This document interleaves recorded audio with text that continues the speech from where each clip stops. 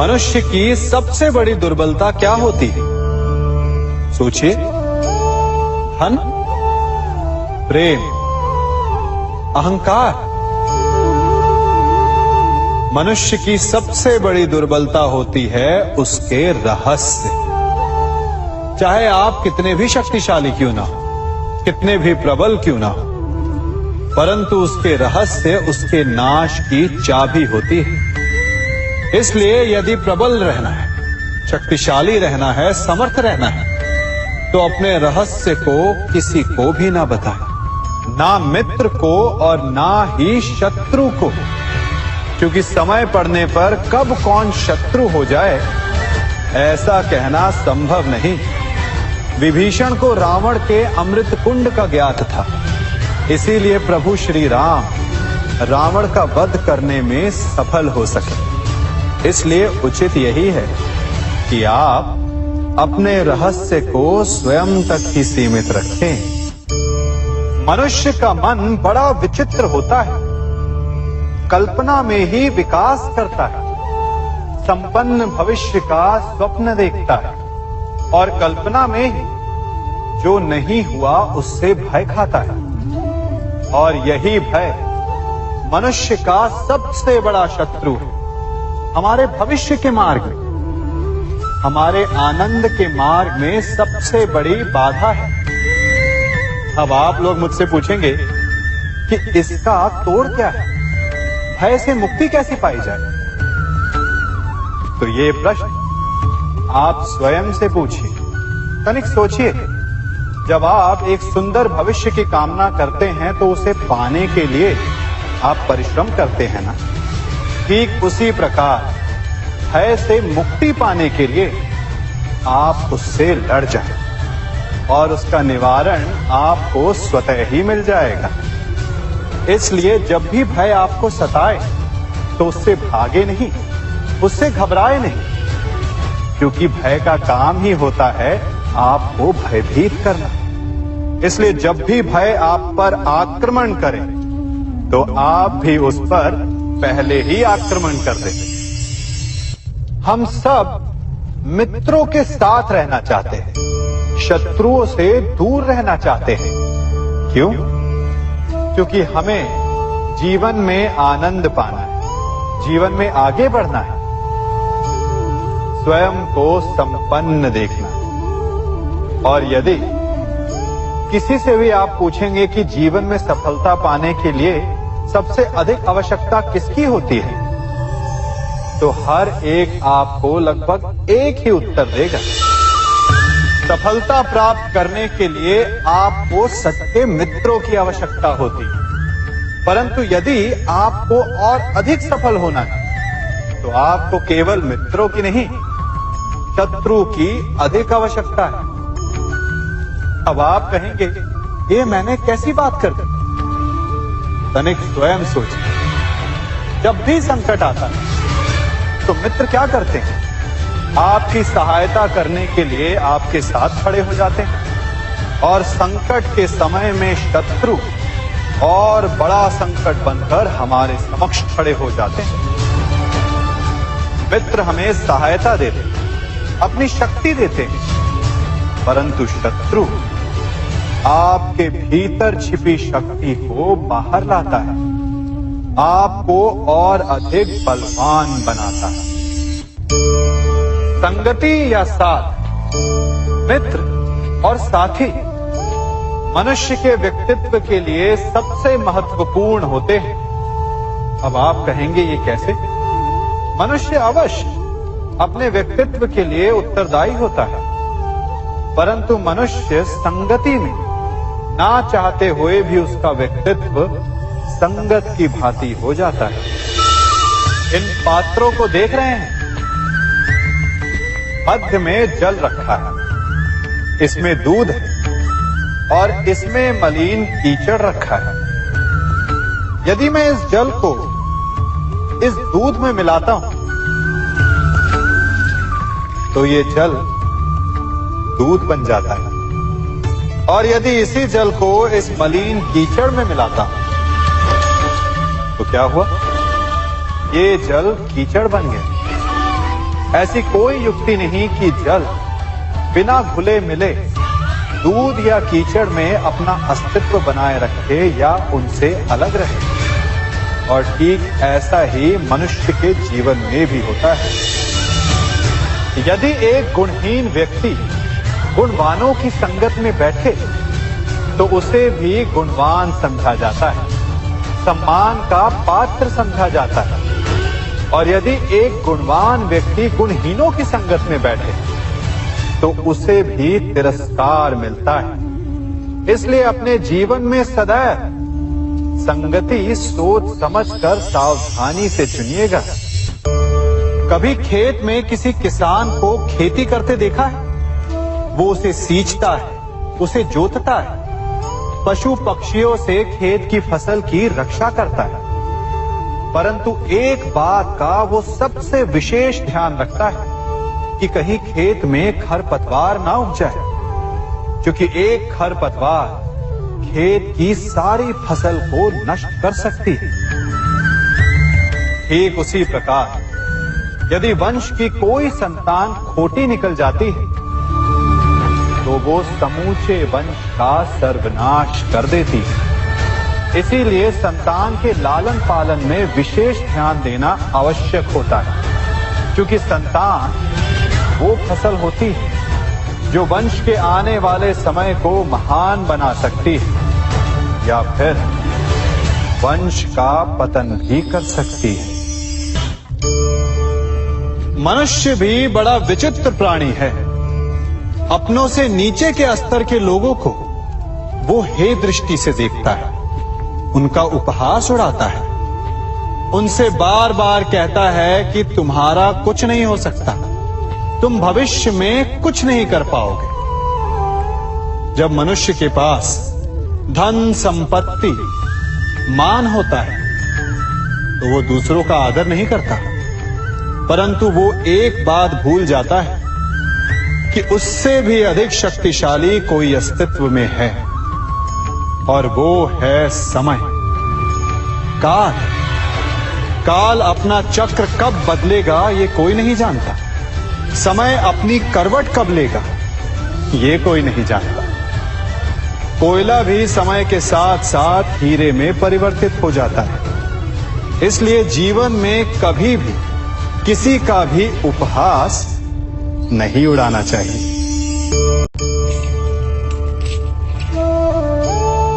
बड़ी विकट समस्या है। मुझे स्मरण ही नहीं हो रहा कि इस गुच्छे की कौन सी चाबी इस ताले को खोलेगी। बड़ी देर से प्रयास कर रहा, परंतु ये ताला खुल ही नहीं रहा।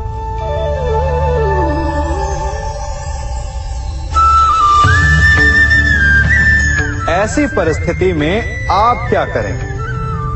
अधिकतर लोग ऐसी परिस्थिति में अपनी आशा खो बैठते हैं। उन्हें लगता है कि चाबी खो गई। वो तिलमिला जाते हैं, क्रोधित हो उठते हैं। परंतु उस समय धैर्य रखें तो गुच्छे की अंतिम चाबी ताला खोल सकती है। कुल्हाड़ी का अंतिम प्रहार वृक्ष को काट के गिरा देता है, परंतु क्या सत्य में कुल्हाड़ी का अंतिम प्रहार वृक्ष को काट के गिरा देता है? आपको आपका लक्ष्य दिला देता है? नहीं, आपका निरंतर प्रयत्न ही आपको सफलता दिलाता है। जब आपका मन निराश है तो अपने कार्य में दुगनी उत्साह से जुट जाए, क्योंकि अनावरत बहता जल ही कठोर चट्टान को काट सकता है। सफलता का मूल है परिश्रम, प्रयास और आशा। मनुष्य का जीवन ऋतुओं के समान होता है। आज ग्रीष्म तो कल वर्षा, परसों शीत। तनिक संकट आया तो हम संयम खो बैठते हैं, तनिक ऋतु बदली तो हम अधीर हो जाते हैं। अपने आक्रोश में, अपने क्रोध में हम उनसे ही संबंध बिगाड़ लेते हैं जो हमारे अपने होते हैं। क्यों ऐसा होता है ना? हमें लगता है कि हमारे अपने हैं, फिर से मना लेंगे, परंतु स्मरण रखिए सदा ऐसा करना संभव नहीं होता। सागर की उछलती लहरों को तट सहता है और यदि तट ही टूट जाए तो बाढ़ आ जाती है। हमारे संबंध भी दूध की भांति होते हैं। दूध तपकर उबल सकता है, परंतु यदि उसमें खटास आ जाए तो वो फट भी जाते हैं। और फटे दूध को चाहे जितना मत लो, उसमें से माखन नहीं निकलेगा। इसीलिए अपने संबंधों को संभल कर निभाना चाहिए। कभी आप ब्रह्म मुहूर्त में जगे हैं? जगकर देखिए, संध्या होने के पश्चात जब रात्रि का अंधकार सारे संसार को धीरे धीरे अपने अंधकार में निगलने लगता है, तो यही अंधकार ब्रह्म मुहूर्त में भोर होने से ठीक पूर्व तनिक अधिक काला हो जाता है। कुछ समझे? हमारा जीवन भी कुछ ऐसा ही होता है। जब हमारे जीवन की समस्याएं अपने अंत पर होती है, तो यही समस्याएं एक भीषण रूप लेकर हमारे समक्ष प्रस्तुत हो जाती है और ऐसे परिस्थिति में अधिकतर लोग हार मान जाते हैं, भय खा जाते हैं। परंतु यदि आप हार न माने, भय न खाएं, दृढ़ रहें, निरंतर आगे बढ़ते रहें, तो प्रकाश के रूप में हमारा स्वागत करने के लिए सूर्य उदय सदा हमारे समक्ष प्रस्तुत रहेगा। आपने बरगद के वृक्ष को देखा है? जितना विशाल उतना दृढ़। पतझड़ में वो सूख जाते हैं, परंतु दुर्बल नहीं होते, टूटकर गिरते नहीं। और उसके विपरीत दलदल में उपजे वृक्षों को देखिए, वो दिखने में तो बड़े होते हैं, पतझड़ आए या शीत सदा हरे भरे होते हैं, परंतु इतने दुर्बल होते हैं कि जलधारा के हल्के से वेग से वो गिर जाते हैं। परंतु ऐसा क्यों होता है? कारण है जड़ें। जिसकी जड़ें दृढ़ भूमि में है, वो हर चक्रवात, हर ऋतुओं को सह लेता है। और जिसकी जड़ें दलदल में है, वो स्वयं की जड़ों को दुर्बल बना लेता है। कुछ ऐसा ही मनुष्य भी होता है, जो अधर्म, कुकर्म और असत्य की धरा पर उपजा है। वो समय की एक मार भी नहीं सह पाता। और जो मनुष्य सत्य, धर्म की धरा पर उपजा है, वो हर समस्या से अविचलित हो जाता है। अब आप पर निर्भर करता है कि आप क्या बनना चाहते हैं। हमारे जीवन में मित्र और शत्रु बड़ा महत्व रखते हैं। यदि गंभीरता से सोचा जाए तो ऐसा कोई क्षण नहीं जब हम अपने मित्रों के बारे में ना सोचते हो या फिर अपने शत्रुओं के बारे में। हमारा हर कार्य या तो हमारे मित्रों के हित के लिए होता है या फिर हमारे शत्रुओं के अहित के लिए। हम हर स्थान या तो अपने मित्रों के साथ होते हैं या फिर अपने शत्रुओं के साथ। कोई नहीं चाहता कि उनका शत्रु प्रसन्न रहे।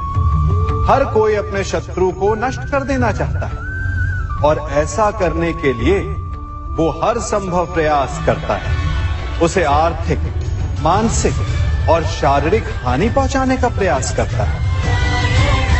परंतु यदि मैं आज आपको ऐसा मंत्र सिखाऊं जिससे आप अपने शत्रु को सदा के लिए नष्ट कर दे तो, और वो मंत्र है मित्र बनाना।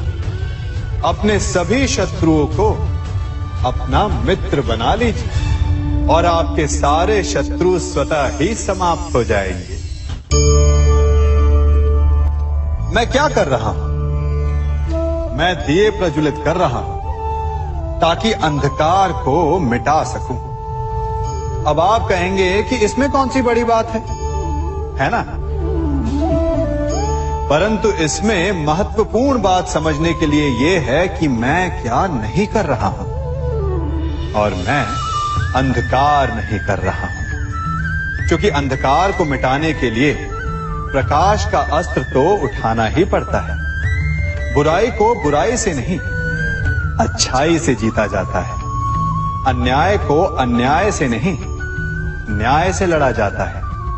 क्रोध को क्रोध से नहीं, क्षमा का साथ लेना होता है। ठीक उसी प्रकार एक लोहा लोहे को काटता है, परंतु एक ठंडा लोहा ही गर्म लोहे को काट सकता है।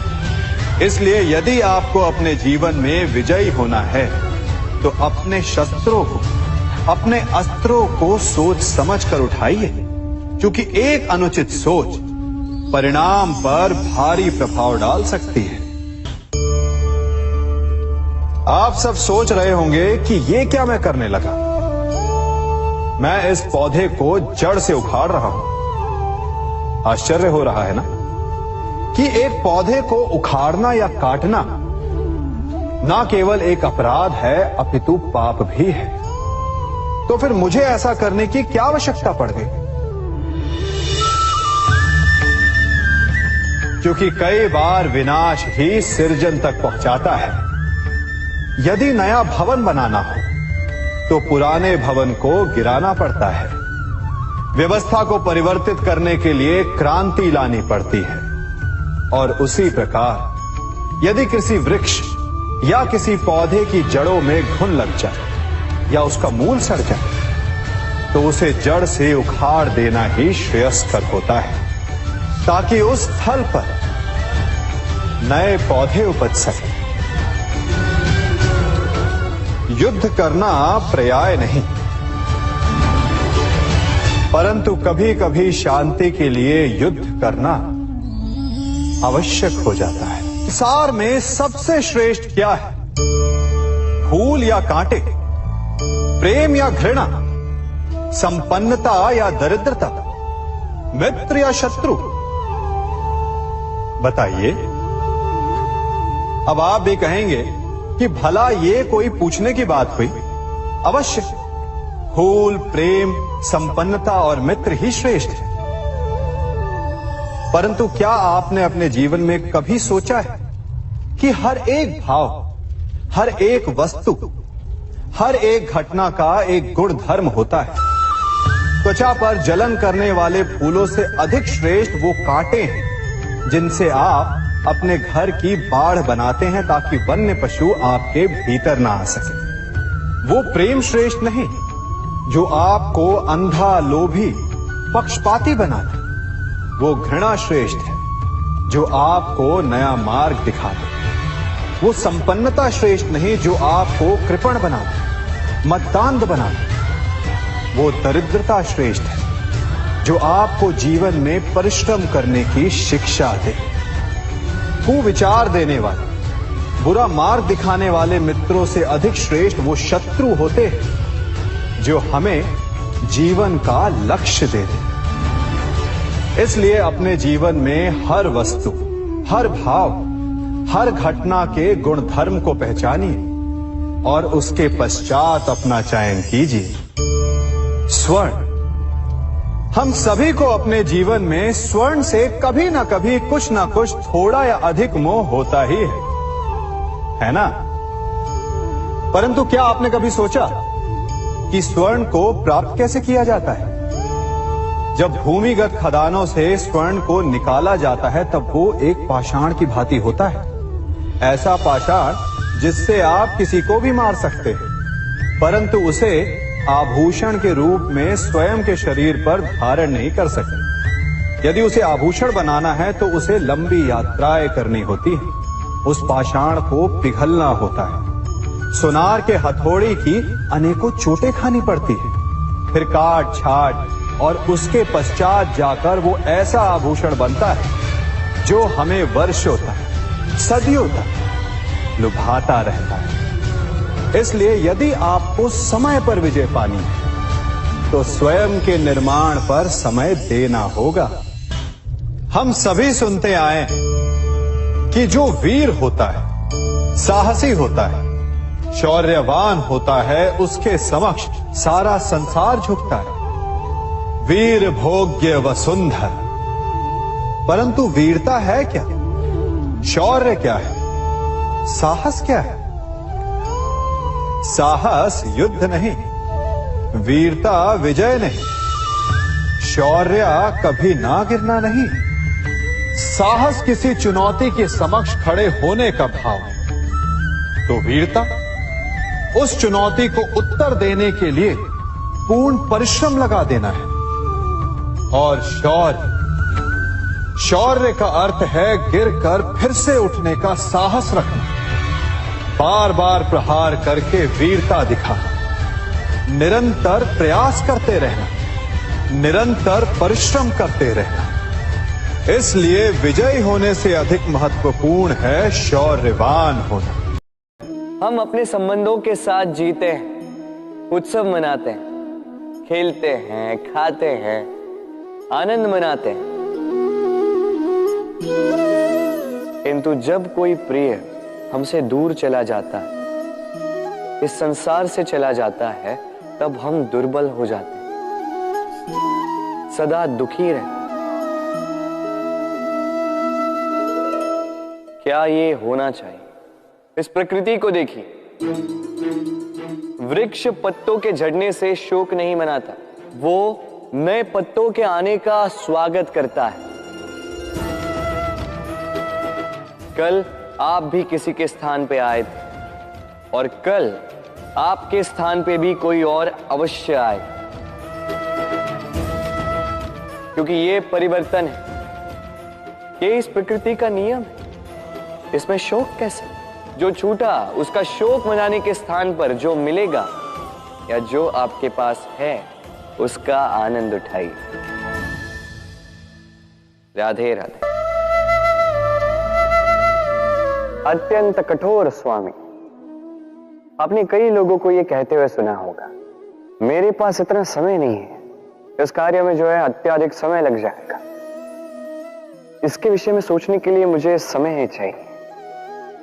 अच्छा, मैं आपको एक बात बता देता हूं, यदि आपने ये निश्चित करने में समय लगा दिया कि आपको क्या करना है, तो समय ये अवश्य निश्चित कर लेगा कि आपके साथ क्या करना है, क्योंकि ये समय अत्यंत कठोर होता है।